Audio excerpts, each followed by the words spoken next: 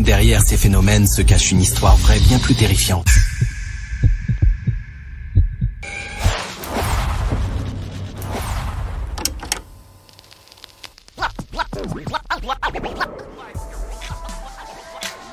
Ouais, la superstition. Ou paranormal ou la sorcellerie, toutes ces conneries là.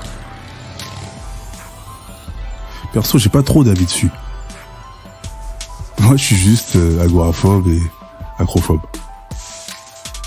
Mais je garde quand même en tête l'épisode du chat. T'en souviens, non? Et ce que je peux te confirmer, c'est qu'il y a des choses qui ne s'expliquent pas.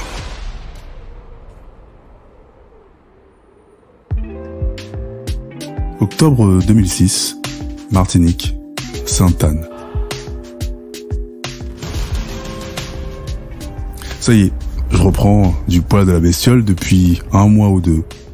Mais bien sûr, me donne de la force. Et j'ai envie de monter ma propre structure. C'est cool. Pour décompresser, avec Piéton, on file aux Antilles. 8 heures d'avion surclassé et on est super à l'aise. Ouf. On est arrivé 35 degrés. Putain, il fait bon. Une chaleur, c'est pas étouffant. Et on est déjà posé dans un putain de grand studio à 5 minutes à pied d'une plage paradisiaque. C'est un paradis artificiel, mais y a pas trop de touristes, c'est pas la période. Moi, je suis déjà torse nu, cigare au bec, sur le balcon, en train de mater les colibris chanter.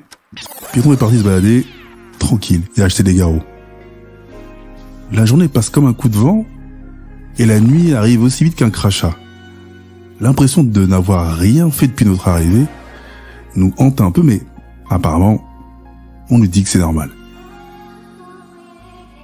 Tous les commerçants des alentours sont devenus nos poteaux. 5 jours qu'on est là, on mange et on boit à moindre coût. Au dîner, on graille un colombo cabri succulent. Et là, on demande où on peut aller prendre des verres et écouter du bon son. Le propriétaire nous parle d'un resto-pub qu'il peut nous récupérer, mais pas nous y emmener. Ok, la nuit tombe, on prend notre dernier tiponche et on y va. On sort t-shirt noir, baggy bleu, Air Force blanche. On est comme des twins. Et là, plus on avance, et putain, je me dis, la nuit est tellement sombre que j'arrive même pas à voir mes mains. Bon, c'est pas grave. On a l'habitude de faire ce petit chemin, mais uniquement en journée.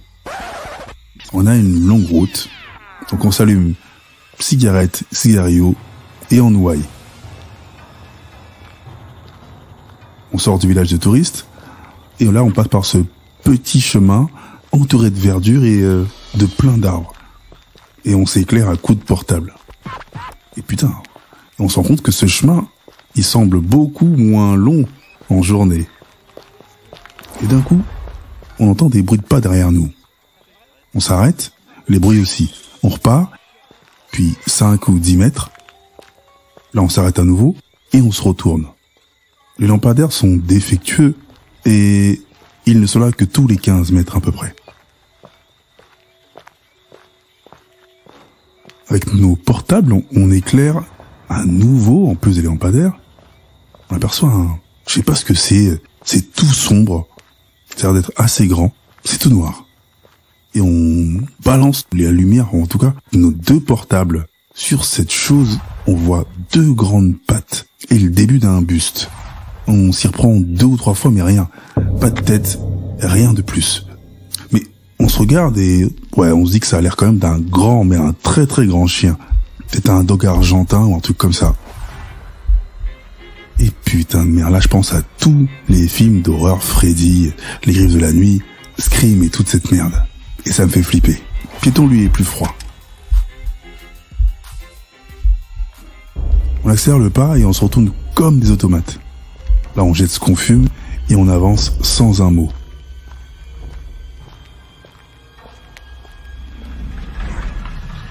D'un coup, on entend comme une voix. Ça murmure, mais ça a pas l'air d'être humain en fait. On a l'impression qu'on nous parle, mais on comprend rien du tout. Et là, la frousse monte.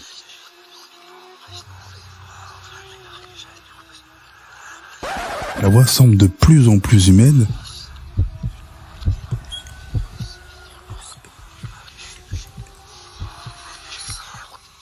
Mais les bruits de pas semblent être ceux d'un animal. Un clébard, quoi. Putain, on commence à flipper sévère.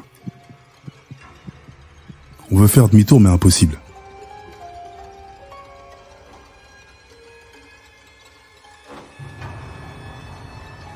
On arrive à un autre lampadaire et on se retourne. Le truc ne nous suit plus. Pourtant, dès qu'on dépasse le lampadaire, retour de ce putain de trou noir, et il nous suit de nouveau. Et cette voix incompréhensible continue. Piéton est aussi cool qu'un mec sous weed. Moi, je suis aussi effrayé qu'un acteur dans Scream. Arrivé au bout du chemin, enfin un autre lampadaire. On le squatte, on bouge plus. Et le truc n'avance plus non plus.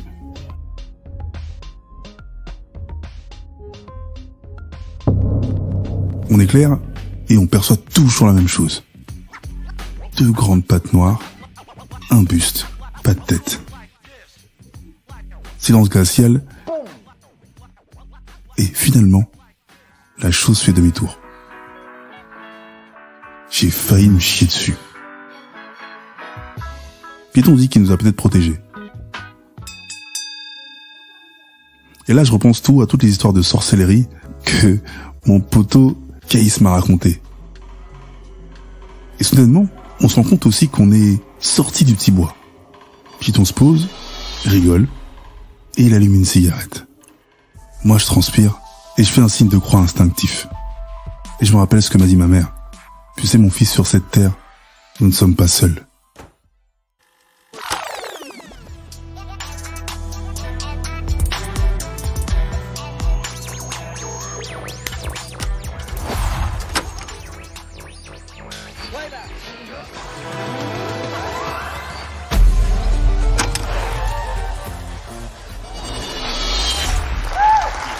Exclusive hot new mix.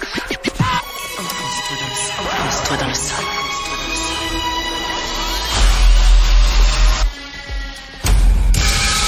Il ne faut pas toujours se fier aux apparences.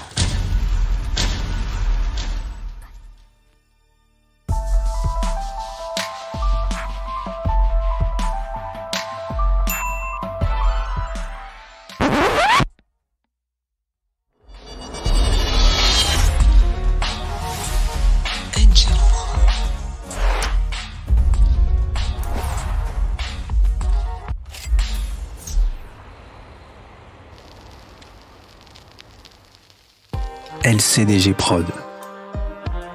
Le podcast urbain, les chroniques du gouffre, une production LCDG Prod. À la réalisation et au mix, Njolo Chaco pour Angel Prod. Un concept visuel, Valik Chaco. Écriture et narration, Kevin Chaco. Enregistré au LCDG Studio. Les chroniques du gouffre, c'est également une chaîne de podcast comprenant 3 autres programmes. Spin-off, un podcast d'autofiction de 12 épisodes, tiré des chroniques du gouffre. Qu'est-ce que tu fais si pose la question du choix? Un podcast interactif court de 60 épisodes. Et Proxémie, un podcast de fiction originale qui parle des relations humaines post-Covid-19. Tu peux retrouver tous nos programmes sur Acast, Apple Podcast, Spotify, Amazon Music Podcast, Deezer et toutes les autres plateformes de podcast. N'oublie pas, mets des étoiles, abonne-toi, partage et parle-en autour de toi. Il y a aussi la chaîne YouTube. Les chroniques du gouffre, même sanction. Abonne-toi, partage, like. Fais de la promo qu'on puisse grossir. Sur ce, à bientôt. Les chroniques du gouffre. Les chroniques du gouffre. Les chroniques du gouffre.